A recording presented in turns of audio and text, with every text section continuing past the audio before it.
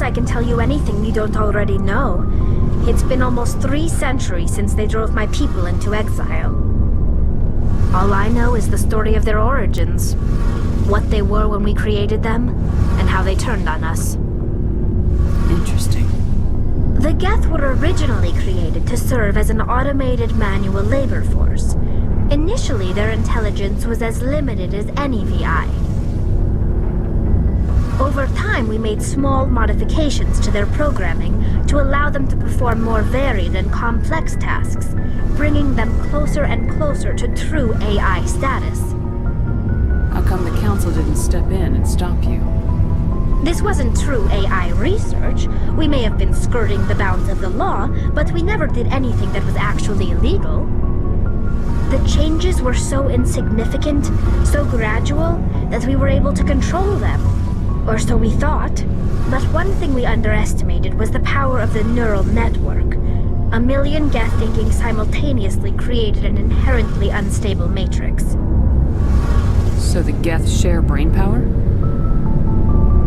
Many of the geth's logic systems were designed to work in concert with other nearby geth. Basically, the more of them you have in a group, the smarter they are. So there's some sort of group consciousness? No, nothing like that. They cannot share sensory data or information. Their programming cannot handle that much simultaneous input. Each geth maintains an individual awareness and identity. The neural network only operates on a process-based level.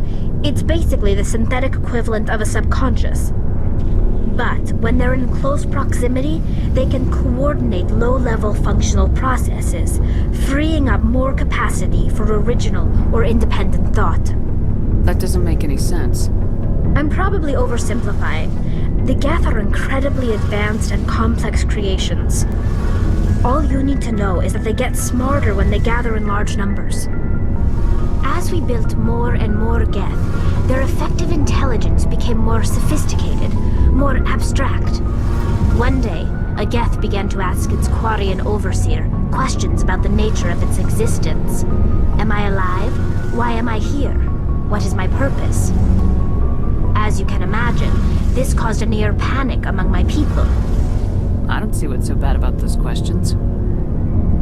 The geth were created to engage in mundane, repetitive, or dangerous manual labor. That's fine for machines, but it won't satisfy a sentient being for long. The geth were showing signs of rudimentary self-awareness and independent thought. If the geth were intelligent, then we were essentially using them as slaves. It was inevitable the newly sentient geth would rebel against their situation. We knew they would rise up against us, so we acted first. A general order went out across all Quarian-controlled systems to permanently deactivate all geth. The geth responded to this order violently. Hey, you can't blame them for fighting for their survival. We had no other choice. The geth were already on the verge of revolution. By acting quickly, we had a chance to end the war before it began. The hope was that most of the geth would still be little more than machines, incapable of organized resistance. But they had progressed much further than anyone anticipated.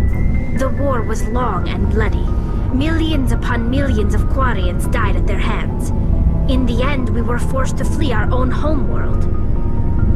We feared the geth would pursue us, but they never came beyond the veil.